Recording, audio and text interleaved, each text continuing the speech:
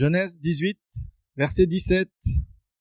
Voilà ce qu'on peut lire. Alors l'Éternel dit, cacherai-je à Abraham ce que je vais faire?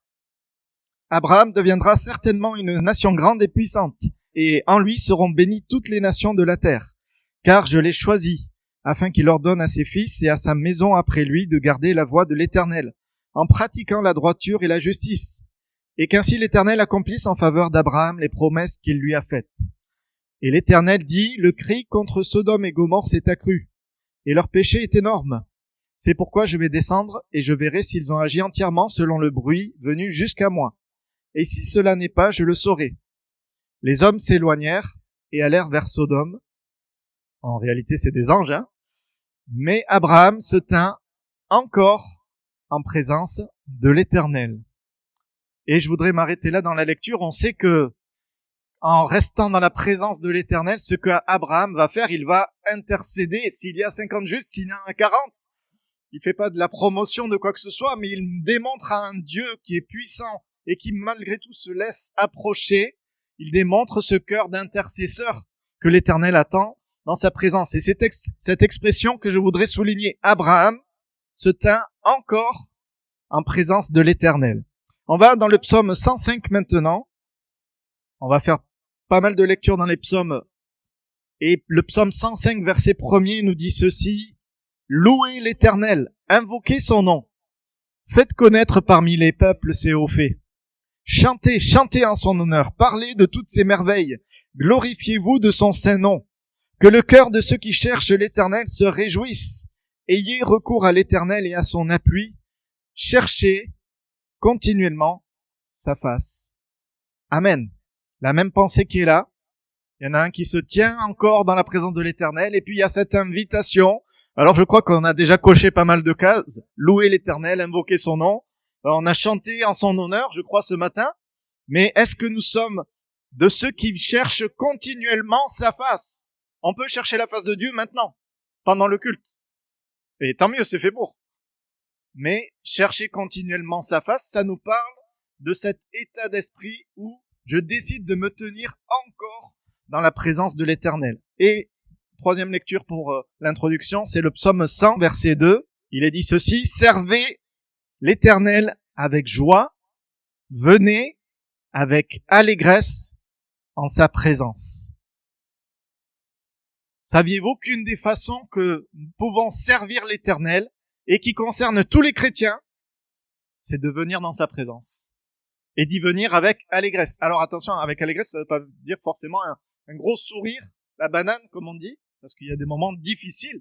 Mais venir avec allégresse dans la présence du Seigneur, ça veut dire j'ai une attente qu'il y a quelque chose de bon qui va se passer. Ça, c'est venir avec allégresse dans la présence. Et justement, quand on n'a pas le sourire, mais quand on vient dans la présence du Seigneur, Dieu est capable de nous redonner le sourire, de nous redonner l'espérance. Il est capable de chasser ce qui nous accable et pour nous donner de l'assurance que les choses vont sourire devant nous parce qu'il n'y a que lui qui est capable de faire ça. Moi, je peux vous promettre beaucoup de choses. Je peux me mettre en mode politicien et vous promettre tout, mais j'ai aucun pouvoir d'accomplir, d'accord? Mais par contre, je peux vous promettre que Dieu est fidèle dans sa parole et vous donner les promesses que lui, il a données. Et ça, je les garantis. Parce que c'est pas sur moi que c'est garanti sur lui, sur sa fidélité et sur son amour. Je me souviens quand j'étais enfant et que parfois que je partageais avec les copains à l'école, ils me disaient, t'as fait quoi ce week-end? Je suis allé à l'église. Et là, ils faisaient des têtes d'enterrement. Ah, qu'est-ce que tu peux aller faire à l'église? Oh, t'as dû te lever. Oh là là, on t'a obligé, enfin.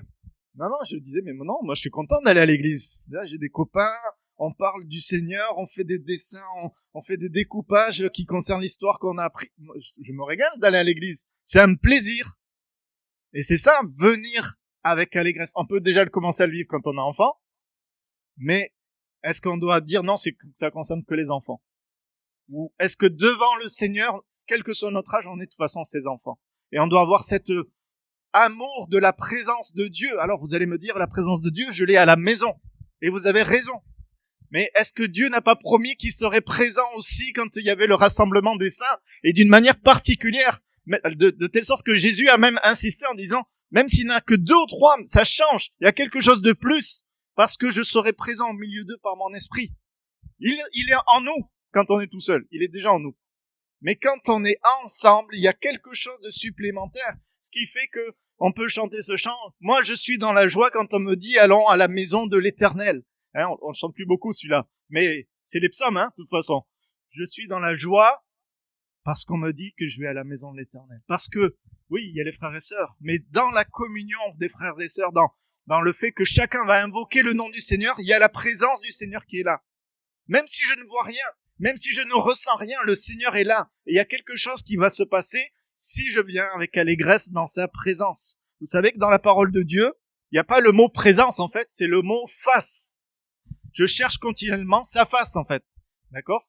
Parce que, en fait, pour Dieu, sa présence, c'est la marque de cette intimité que l'on développe avec lui.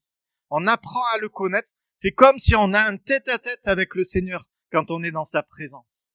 Même, ça vous est arrivé ça, même quand on est dans une foule, je me souviens aussi de camps où je suis allé, il y avait des milliers de jeunes qui étaient là, mais à un moment donné, je ferme les yeux, tout le monde a disparu, il n'y a plus que le Seigneur et moi. Un tête-à-tête, parce qu'il y a la présence de Dieu. Et peu importe ce que les gens disent, s'ils prient ou s'ils prient pas, je suis là, je suis en train de prier, je suis en train de vivre quelque chose avec le Seigneur. Alors attention, parce que souvent on se trompe en croyant qu'il suffit d'avoir un petit frisson dans la colonne vertébrale, et ça y est, j'ai eu mon moment avec Dieu. Ah, ce matin c'est bon, j'ai frissonné en chantant, le Seigneur m'a béni. Tant mieux si ça se passe. Mais vous êtes d'accord avec moi pour dire que c'est Dieu, il veut beaucoup plus que ça. Ça, c'est juste la conséquence peut-être de quelque chose qui s'est passé. Mais Dieu, il veut agir en profondeur dans notre cœur. Dieu, il désire que dans sa présence, on puisse trouver ce dont on a besoin, ce qui nous accable en ce moment, mais puisse disparaître et qu'il y ait cette libération. Et ça, c'est disponible à quel moment? Quand on vient avec allégresse dans sa présence. En fait, il désire que chaque moment de sa présence, on puisse en tirer bénéfice.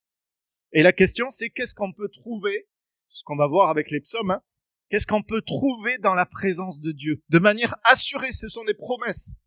Psaume 65. Dans sa présence, nous trouvons la joie. Ah, mais vous avez dit, il faut venir avec la joie, donc forcément on la trouve. Non, mais c'est pas la même joie dont il est question. La joie de venir parce qu'on sait qu'il y a quelque chose qui va se passer, oui, mais on trouve de la joie. Psaume 65, verset 5. Heureux celui que tu choisis et que tu admets, où ça? En ta présence. Et littéralement, c'est devant ta face. Pour qu'il habite dans tes parvis. Nous nous rassasierons du bonheur de ta maison, de la sainteté de ton temple. Amen. Il y a une joie puissante dans la présence de Dieu, quand simplement le Dieu tout-puissant, le Dieu saint, le Dieu parfait, ouvre son sanctuaire à ceux qui ne le sont pas. Il y en a qui sont ni saints, ni parfaits, ni tout-puissants ici. On est tous, hein. Mais Dieu ouvre son temple, sa présence. Et il y a une joie d'être admis dans la présence de celui qui est au-dessus de tout. Et pourtant, si on lit le verset 4, on peut voir que c'était pas gagné, cette affaire. David dit, les iniquités m'accablent. D'accord? Les iniquités m'accablent, ça veut dire qu'il y a comme un blocage, il y a un mur, il y a quelque chose qui m'empêche d'être heureux. On parle de la joie, de la présence de Dieu, et puis lui, il dit, les iniquités m'accablent. Mais il s'arrête pas là. Il vient avec allégresse dans la présence du Seigneur, même s'il y a le péché qui est là dans une lutte dans son cœur. Pourquoi? Parce que, à cause parce qu'il est dit juste après, tu pardonnes nos transgressions. Quand les iniquités m'accablent, je peux être pardonné en venant dans la présence du Seigneur. En fait, si on le résume, ça veut dire que si j'ai le cœur impur, je me présente devant Dieu avec humilité et en comptant sur son pardon. Et déjà là, je vais vivre la joie d'être pardonné. Relisez le psaume 51, vous allez voir comment David va expliquer la joie d'avoir été pardonné alors qu'il revient de loin, on en a déjà parlé. Mais si par contre j'ai déjà ce cœur qui est pur, si déjà je marche avec le Seigneur et que je viens dans la présence de Dieu, je ne dois venir sans oublier la grâce qui m'est faite malgré tout. D'accord? Le chemin est déjà ouvert, certes, mais je veux remercier le Seigneur, avoir cette reconnaissance. C'est pour ça qu'il y a toujours une joie, il y a toujours une grâce, il y a toujours quelque chose qui se passe dans mon cœur quand je viens dans la présence de Dieu. Si je viens sans y réfléchir à tout ça, je peux venir de manière superficielle au final. Mais quand je travaille cette reconnaissance, quand je fais attention de venir en réalisant le prix que ça a payé pour que je sois dans la présence de Dieu, alors je vais plus mesurer le privilège qui m'est fait. Et je vais pouvoir m'approcher de Dieu tel qu'il le demande. Psaume 11, verset 7, regardez ce que David va dire. Et David, on sait qu'il connaissait la présence de Dieu. Et s'il y a bien quelque chose qui a marqué la vie de cet homme, qui est appelé l'homme selon le cœur de Dieu, c'est qu'il connaissait ce que c'était que la présence de Dieu. Car l'Éternel est juste. Il aime la justice. Les hommes droits contemplent sa face. Je sais pas si vous êtes déjà allé au musée. Vous avez vu des reportages peut-être. Mais vous pouvez voir parfois des tableaux, des grands tableaux avec tout en blanc et puis un point au milieu. Et c'est une œuvre d'art qui est exposée avec un joli cadre, la sécurité, tout ça. Et si vous êtes comme moi, vous regardez pendant une seconde le tableau et puis vous passez. Et puis parfois vous voyez des gens et ils restent des heures entières à contempler le tableau, à regarder sur toutes les coutures, à réfléchir qu'est-ce que le peintre a voulu exprimer, à réfléchir qu'est-ce que ça procure comme sentiment, comme émotion en regardant le tableau. Je peux vous dire que c'est ça contempler en fait. Même si pour les tableaux, on n'est pas obligé de contempler le tableau, hein. Ça regarde chacun. Mais le Seigneur et la face de Dieu et la présence de Dieu, on est obligé de le contempler. Les hommes droits prennent du temps à contempler sa face. Souvent, on vient dans la présence de Dieu, mais on parle. Seigneur, fais ci, Seigneur, fais ça. Seigneur, tu vois ceci, tu vois cela. Agis, fais. Mais contempler, on comprend bien que ça va plus loin. Justement, je prends le temps de réfléchir. Qu'est-ce que Dieu veut me dire? Qu'est-ce que Dieu veut me donner comme promesse? Qu'est-ce que Dieu m'avertit peut-être? Je veux prendre le temps de réfléchir au plan que l'Éternel a prévu pour moi. Et ça se passe seulement quand je prends le temps de contempler la face de l'Éternel. Chercher à savoir ce que le Seigneur veut nous dire. Nous laisser imprégner. Qu'est-ce que je suis en train de ressentir dans mon cœur alors que je cherche le Seigneur? Ah tiens, pourquoi je me sens pas rassuré? Pourquoi il y a ceci, il y a cela qui est en train de germer? Le Seigneur est en train de nous aiguiller vers quelque chose. Mais si on va vite, Seigneur, notre Père qui es aux cieux, Amen. C'est pas comme ça, d'accord? Sans remettre en question notre Père, hein. Mais des fois, on bâcle, excusez-moi l'expression, on bâcle la présence de Dieu. Mais si on a compris l'importance, le prix, le privilège de la présence de Dieu et qu'on vient avec ce désir de contempler le Seigneur, de prendre le temps devant le Seigneur, laissez-moi vous dire que le Seigneur va s'occuper de nous du mieux possible. Le chapitre 17, verset 15, nous dit ceci: « Pour moi, dans mon innocence, je verrai ta face. Dès le réveil, je me rassasierai de ton image. » On voit bien que ça va au-delà juste de vivre une petite émotion, mais c'est un désir de laisser la présence de Dieu nous imprégner. Ça m'est arrivé, je ne sais pas si ça vous est arrivé.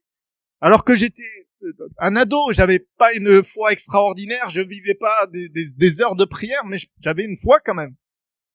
Je me souviens encore à l'école ou au lycée, c'était cette fois-ci, des gens qui me disaient, des collègues, ils disaient, mais t'as quelque chose qui est différent des autres. Moi, je regarde un miroir, je vois rien de spécial. Est-ce que j'ai oublié d'essuyer le chocolat du bol du matin ou... Non, mais c'était pas ça. T'as quelque chose spirituellement, c'était comme si, je crois l'expression, t'as un visage d'ange un peu. Vous avez sorti. Et là, j'ai compris qu'en fait, c'était le Seigneur qui permettait, malgré ma toute petite foi d'ado à ce moment-là, qu'il y ait quelque chose qui se fasse au-delà de ce que moi je pouvais faire. Pourquoi? Parce qu'il y a la présence de Dieu. Et ça veut pas dire que j'étais parfait, hein. Je peux vous dire qu'il y avait des combats, il y avait plein de choses.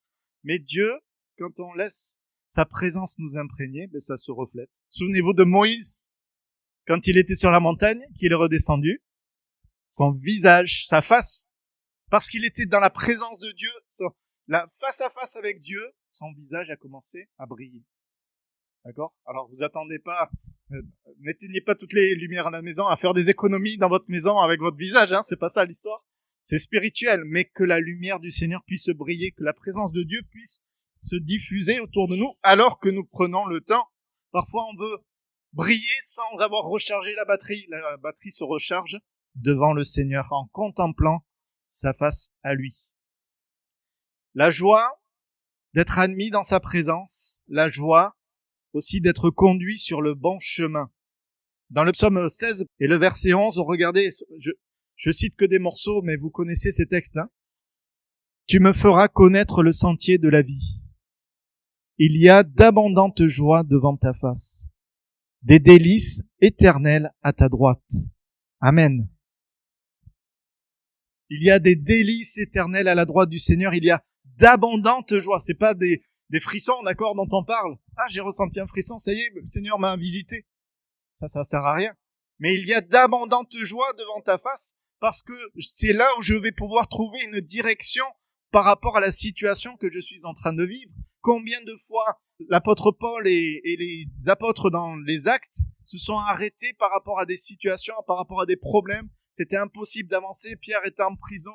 Paul et Silas étaient en prison aussi à un moment donné. Qu'est-ce qui se passe? Il y a de la prière, il y a de la louange, il y a un temps devant la présence de Dieu et les choses changent à ce moment-là. Mais s'ils avaient attendu, Seigneur, fais ton travail, nous on attend. Non, ils sont restés dans la présence du Seigneur, par la louange, par la prière. L'Église ne cessait de faire monter des prières pour Pierre. D'accord? L'Église ne cessait de se tenir devant l'Éternel. Ils se tenaient encore dans la présence comme Abraham l'a fait pour Sodome et Gomorrhe. Et on voit qu'en fait, à chaque fois, à un moment donné, Moïse l'a fait aussi pour le peuple. Le peuple venait encore X fois, pour la Xème fois, de se rebeller contre Dieu. Dieu dit, je vais le détruire. Et Moïse, qu'est-ce qu'il fait? Oui, Seigneur, franchement, je suis fatigué. Au moins, ce sera plus simple après. Non. Ça, c'est la façon humaine de réfléchir. Mais Moïse, il dit, Seigneur, il intercède, Seigneur, aie pitié. Qu'est-ce que les ennemis vont dire? Qu'est-ce que les Égyptiens vont dire? Ils ont vu ta main puissante se déployer pour libérer ce peuple et tu les détruis après. Bien sûr que c'était un test, Dieu, il n'était pas en train de... Mais ça faisait ressortir aussi le désir d'intercéder, la compassion qui a animé le cœur de Moïse et qui est resté, s'est tenu à la brèche dans la présence de l'Éternel pour que le peuple puisse être béni. La joie d'être conduit sur le bon chemin, les sentiers de la vie. Vous voulez marcher sur le sentier de la vie? Oui, c'est pas gagner, juste, je suis croyant, donc forcément tout ce que je fais, c'est le sentier de la vie. Non, parce que je dois rester en Christ. Le sentier de la vie, c'est Jésus. Jésus a dit, je suis le chemin, la vérité et la vie. Le sentier de la vie, c'est rester dans la présence de Jésus. Si je reste continuellement dans la présence de Jésus, alors là, c'est garanti, je marche sur le sentier de la vie. Mais ça veut dire que parfois, j'abandonne ce qui m'est cher, j'abandonne mes plans, mes projets, mes envies, ce que je pensais qui était bien de faire, mais dans la présence du Seigneur, il me conduit sur le sentier de la vie. Et parfois, on laisse des choses qui nous coûtent. Je me souviens ce moment, je vous partage des témoignages personnels, mais ce moment où le Seigneur, moi j'aimais beaucoup la musique depuis toujours. Mes parents étaient musiciens, ils m'ont transmis ça, ils m'ont amené au conservatoire dans certains instruments, mais après il y a des instruments que j'ai appris tout seul, parce que j'aimais la musique, c'était mon passe-temps favori. Et un jour, le Seigneur m'a dit, est-ce que tu aimes plus la musique que moi? Alors c'est facile, la réponse du croyant, c'est facile. Oh Seigneur, je t'aime. Oui, mais est-ce que tu es prêt à laisser ça pour moi? Vous savez, pour moi c'était ça la musique, mais pour chacun il y a quelque chose. Et après avoir bataillé, j'ai dit Seigneur, si tu me le demandes, je laisse tomber. Et pendant un certain temps, j'ai arrêté carrément. Tous les jours, je jouais la guitare dans ma chambre. Même ma grand-mère, elle était fatiguée parce que j'habitais chez elle. Tous les jours, dès que je rentrais des cours, je me mettais derrière ou la guitare ou le piano et je louais le Seigneur. Et le Seigneur m'a dit, mais est-ce que tu n'utilises pas ça pour remplacer ma présence? Même si c'est pour moi. Et donc, j'ai appris à prier sans le piano, sans la guitare, sans les chants parce que j'avais aussi mon poste cassette. Alors, les vieilles cassettes de l'époque, avec le bouton play qui marchait pas, j'étais obligé de mettre un tournevis. J'avais tout mon processus pour passer des moments dans la présence de Dieu. Et le Seigneur m'a fait arrêter tout ça. Momentanément, parce que aujourd'hui, Ça m'arrive encore de mettre des chants de louange dans la voiture, etc. pour louer le Seigneur. Mais pendant un temps, j'ai laissé tout ça et j'ai travaillé cette communion avec la présence de Dieu sans artifice. Juste Dieu et moi. Et je peux vous dire que c'est les moments où j'ai fait le plus de progrès dans ma vie spirituelle. Et j'ai même, par la grâce de Dieu, et c'est pour ça, des fois je me dis, mais Seigneur, souvent les pasteurs, on est plus jeunes que les personnes à qui on prêche, de quel est notre crédit. Mais par la grâce de Dieu, on a fait des progrès quand on s'est retrouvé dans la présence de Dieu.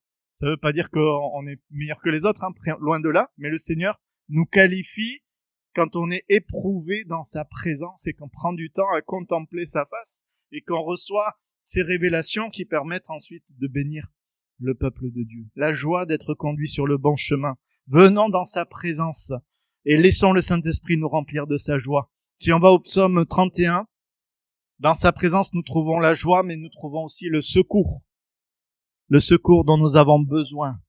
Psaume 31, verset 20, tu les protèges sous l'abri de ta face, contre ceux qui les persécutent. Tu les protèges dans ta tente, contre les langues qui les attaquent. Amen. Dieu veut offrir un refuge de protection à ceux qui sont persécutés, pressés, ou contre qui on parle. Vous avez vu que là, c'est contre les langues qui les attaquent. Parfois, on n'est pas persécuté en tant que tel, hein, mais les paroles qu'on nous lance, la Bible compare les paroles à des flèches qui sont, ou des lances qui sont tirées sur des personnes. Ces armes qui peuvent blesser, tuons-le avec la langue, ont-ils dit à Jérémie, hein. Tellement on peut faire de mal avec les paroles. Mais Dieu promet, malgré tout ce qui peut se passer, et là en plus il parle de ceux qui persécutent, des vraies persécutions. On en parlait, on en priait même pour nos frères et sœurs qui sont persécutés. Dieu parle que quelle que soit la situation et la persécution, la pression que l'on vit, ou les paroles mauvaises, il y a un refuge, il y a un secours. Et il est où ce secours? Sous l'abri de ta face. C'est où ça? Voilà. C'est ni à Jérusalem, ni à Lourdes, ni à Auch. C'est sous l'abri de sa face. En fait, c'est dans tous ces endroits, du moment qu'on vient dans sa présence. Parce que Dieu est présent partout. Et sous l'abri de sa face, ça veut dire aussi quelque chose. Hein, c'est comme le petit enfant qui a son papa qui est au-dessus de lui, qui le protège, qui le tient dans la main. Et s'il y a un danger, il se met par-dessus. C'est ça, sous l'abri de la face de l'Éternel. Mais combien c'est bon quand on est dans ces moments difficiles que les circonstances, parce que parfois c'est pas des personnes, mais c'est les circonstances qui nous harcèlent, qui nous mettent la pression, qui nous persécutent. Dans ces moments-là, de se réfugier sous l'abri de la face de l'Éternel. C'est comme si notre esprit se retrouve dans un bunker et que quel que soit ce qui peut arriver, même à notre corps, notre esprit, il est dans un refuge. Et on trouve la paix. Quelle est l'épaisseur du bunker de la présence de Dieu? C'est dur à dire, hein, comme ça. Alors regardez le verset précédent, le verset 19, il y a des versets, c'est le verset 20.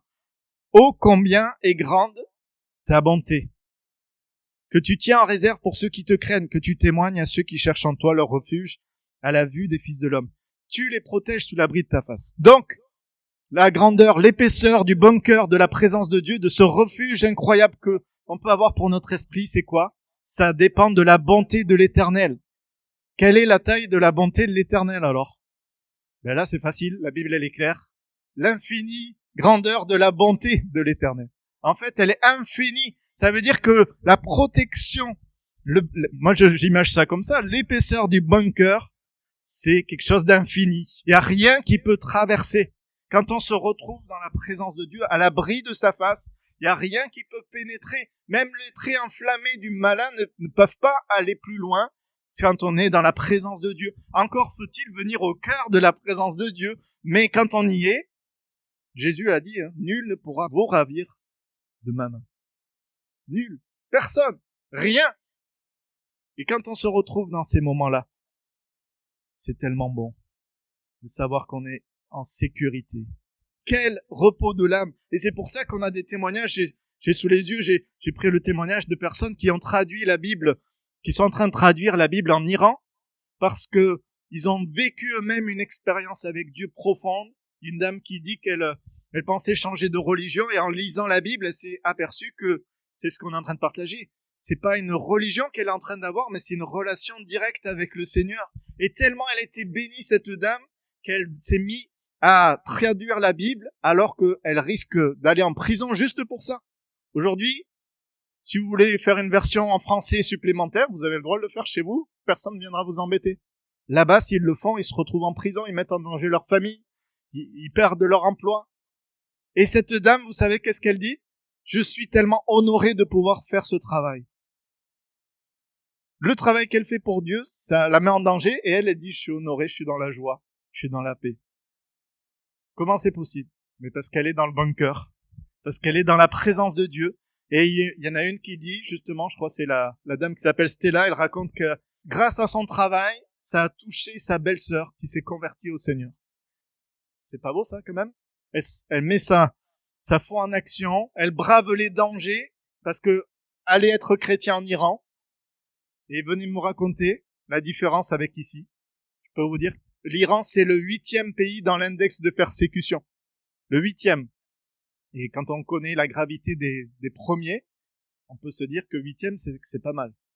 Et dans ce contexte, il y a des personnes qui connaissent ce que c'est que d'être dans la présence de Dieu, et qui, parce qu'ils prennent ces actes spirituels pour obéir au Seigneur, le Seigneur honore la foi de ces personnes. Combien est grande ta bonté, que tu tiens en réserve pour qui? Pour ceux qui te craignent, que tu témoignes à ceux qui cherchent en toi leur refuge. Comment est-ce que je rentre dans ce bunker impénétrable? Mais quand je cherche, Seigneur, j'ai besoin d'être secouru. Je cherche ta présence, Seigneur, j'ai besoin de toi.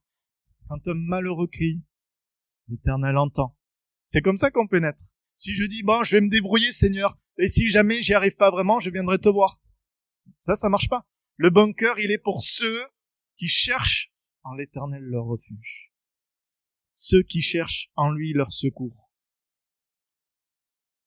Psaume 62, verset 9, on trouve dans sa présence la joie, on trouve le secours, et on trouve aussi la liberté. On va voir de quelle liberté il est question. En tout temps, peuple, confiez-vous en lui. Répandez vos cœurs en sa présence. Dieu est notre refuge. Amen. Répandre son cœur dans la présence du Seigneur. Ça, c'est la liberté. C'est la liberté de quoi? La liberté de laisser libre cours à son cœur devant l'Éternel. On a besoin parfois de déverser notre trop-plein. Et ce qui se passe, c'est que si on le fait pas dans la présence de l'Éternel, on risque de le faire aux mauvaises personnes. Vous savez, même les pasteurs, parfois, ils ont un trop-plein. Et si je me mettais à me déverser mon trop-plein pendant la prédication, qu'est-ce qui se passerait? Eh ben, ça serait gênant. D'accord? J'ai assisté à des pasteurs qui ont déversé leur trop-plein, qu'ils avaient le droit d'avoir des trop-pleins. D'accord? Ils sont pas des surhommes, hein. Mais c'est pas le moment de la prédication de déverser le trop-plein. Au contraire, Seigneur, tu vois, je suis fatigué, je suis lassé, mais renouvelle-moi. Et je veux bénir malgré tout. C'est ça l'état d'esprit. Et pour comment faire en sorte que notre trop-plein ne soit pas déversé au mauvais moment? Vous savez, des fois on discute avec les gens, il y a le trop-plein qui sort, mais il y a les bons, il y a les mauvais trop-pleins. Mais comment faire en sorte? Eh bien, quand je répands mon cœur dans la présence de l'Éternel. Répandre son cœur, ça veut pas dire je vais contrôler ce que je dis pas. Non, je dis tout. Je dis ce qu'il y a au fond. Je dis ce qui me gêne, ce qui m'embête. C'est pour ça qu'on trouve même dans les psaumes. Pourquoi, Éternel, permets-tu ceci? Il y a des fois des psaumes, les gens ils comprennent pas ce qui se passe. Seigneur, pourquoi les méchants ils sont en train de progresser? Seigneur, David il dit, mais pourquoi les ennemis sont en train de m'accabler comme ça, Éternel? Mais après, il se reprend, parce qu'il est en train de répandre son cœur. Mais Éternel, finalement, je te fais confiance, je sais que tu vas faire quelque chose. On a besoin de déverser ce trop-plein. Quand je travaillais à l'usine, on devait gérer des chaudières et des turbines à très très haute pression. Donc il y avait de la vapeur à très haute pression qui circulait dans les conduites, et il y avait des organes de sécurité qui étaient là. C'est un peu pareil d'ailleurs partout, hein. c'était ce qu'on appelle les soupapes de sécurité, qu'on trouve même des fois sur les cocottes minutes, hein. Mais quand la pression était trop forte, alors c'était très rare, mais pour pas que tout explose, il y a la soupape de sécurité qui s'ouvre et ça faisait un bruit du tonnerre, tout tremblait, le bâtiment tremblait, mais au moins, il n'y avait pas d'explosion, c'était quand même rassurant. D'accord? Mais savez-vous qu'on a une soupape de sécurité en tant qu'enfant de Dieu? C'est le verset qu'on vient de lire. Répandez vos cœurs dans sa présence. Si je ne répands pas mon cœur dans sa présence, il risque d'exploser à un moment donné et ça peut faire des dégâts autour de moi ou même juste en moi. Mais si de temps en temps j'ai le trop plein, je répands mon cœur dans la présence de l'Éternel. Lui, il va pas me juger, il va pas me condamner, il va pas me dire que mes paroles sont ceci ou sont cela. Le Seigneur, il nous aime. De toute façon, il nous aimait avant qu'on soit à lui. Donc, vous inquiétez pas, vous allez pas le décevoir, même si vous lui dites, Seigneur, tu vois comment je suis, puisqu'il le sait déjà. Mais nous, on a besoin de l'exprimer. Et celui qui va jamais nous condamner et nous juger quand on exprime notre misère, c'est bien l'Éternel. Parfois, même des gens de confiance à qui on va partager quelque chose, un travers que l'on a, ils vont peut-être pas bien réagir, parce qu'ils sont que des êtres humains. Mais il y en a un qui réagira toujours bien. C'est l'Éternel. Voilà pourquoi on a la liberté dans sa présence de répandre notre cœur. La liberté aussi de prier. Le chapitre 88 et le verset 2, le dernier verset de ce matin. Cette fois-ci, c'est les fils de Corée qui parlent. Éternel Dieu de mon salut, je crie jour et nuit devant toi. Que ma prière parvienne en ta présence. Prête l'oreille à mes supplications. Amen. Dans la présence du Seigneur, nous avons la liberté de prier. Nous avons la liberté de prier. En plus, vous avez vu, je crie jour et nuit devant toi. On sait qu'on ne trouve pas dans ce monde toujours une écoute attentive. Essayez parfois d'appeler des administrations, essayez d'appeler des services après-vente. Eh ben, il y a des fois, vous passez des heures au téléphone et même au bout d'une heure, vous avez personne. Vous avez la sonnerie qui repart à zéro et des fois, on se dit comment c'est possible. Mais là, on a une garantie que, alors qu'on prie devant le Seigneur, on a cette liberté de savoir que on est toujours entendu. Alors, attention, je dis, pas forcément toujours exaucé, parce que des fois, nos prières ont besoin d'être modifiées dans la présence de Dieu. Mais on est toujours entendu. Et si notre prière est pas bonne, le Seigneur va transformer notre cœur pour nous faire comprendre, va ouvrir notre intelligence pour qu'on comprenne ce qu'on a besoin de demander, ce qui doit être dans sa volonté. Mais ce qui est sûr, c'est que on a un service du ciel ouvert 24 heures sur 24, 7 jours sur 7, même la nuit, alors que je suis agacé par une situation, je peux laisser libre cours à ma prière, Seigneur éternel. Vous savez j'avais vu une fois certaines religions qui avaient des prescriptions pour la prière. Pour que votre prière soit valable, voilà, il faut faire ceci. Il faut se mettre dans telle position. Il faut aller à tel endroit. Il faut plein de recommandations. Qu'est-ce qu'il faut faire pour prier? Si ce n'est de réaliser qu'on est dans la présence du Seigneur. Dis, Seigneur, tu m'entends. Je te fais connaître ma prière. Je te fais connaître mes besoins. J'aime cette expression qui va au-delà de la prière. Faire connaître ses besoins. Est-ce qu'on a le droit? Ben oui, c'est dans la Bible. Donc, justement, on doit le faire. Et souvent, on le fait pas. C'est pour ça que c'est précisé. C'est pas juste prier, Seigneur, ça va aller, Seigneur, tu vas agir. Non, je te fais connaître, j'ai un besoin, Seigneur, j'ai besoin de ceci. J'ai besoin de cela, Seigneur éternel. Il y a que toi qui es capable de le faire. J'ai besoin de guérison, j'ai besoin de restauration, j'ai besoin d'une direction, j'ai besoin qu'une porte s'ouvre, Seigneur. Je te fais connaître mon besoin. Que ma prière parvienne en ta présence. Et vous savez quoi? On a la promesse que notre prière parvient à sa présence parce que l'accès a été ouvert. On va fermer les yeux, mais maintenant on comprend ce que ça veut dire que venir avec allégresse dans sa présence. Avec tout ça qu'on peut vivre, mais c'est normal de venir avec cette allégresse, cette hâte. Seigneur, je veux venir dans ta présence. Ce matin, je ne sais pas dans quel état d'esprit vous êtes venu dans ce lieu. Ce que je sais, c'est qu'il y a la présence de Dieu. Et ce que je sais, c'est que vous pouvez partir avec quelque chose reçu de la part du Seigneur, parce qu'il y a sa présence. À nous de venir et de prendre ce que le Seigneur a mis pouvons lui dire déjà merci, venir avec reconnaissance devant notre Seigneur. Et nous pouvons aussi le prier parce que il est puissant pour intervenir dans chacun de nos combats, chacune de nos luttes. Oui, ce matin, Seigneur, nous voulons nous approcher. Ce matin, nous voulons venir dans ta présence. Tu nous as tant aimés que tu as déchiré le voile pour nous faire l'accès à ta présence. Seigneur Jésus, tu as versé ton propre sang, tellement l'importance de cet accès auprès de ton Père était là que tu as donné ta vie pour cela, Seigneur. Nous ne voulons pas mépriser cet accès que nous avons, mais nous voulons en user ce matin et en abuser même, parce qu'il y a d'abondantes joies devant ta face. Seigneur, tu connais les tristesses, tu connais les défis, tu connais les combats de mes frères et de mes sœurs, mais il y a d'abondantes joies devant ta face, alors je le proclame ce matin. Il y a de la restauration devant ta face, il y a la liberté devant ta face, il y a la guérison devant ta face, Seigneur. C'est ce que nous voulons recevoir de toi, parce que ce sont tes promesses, parce que, Seigneur, de la croix, la grâce coule. Merci, Seigneur, pour la croix. Merci pour le prix payé. Merci pour l'œuvre que tu accomplis dans ces moments alors que nous sommes dans ta présence. Manifeste ta bonté envers tes enfants éternels. Amen.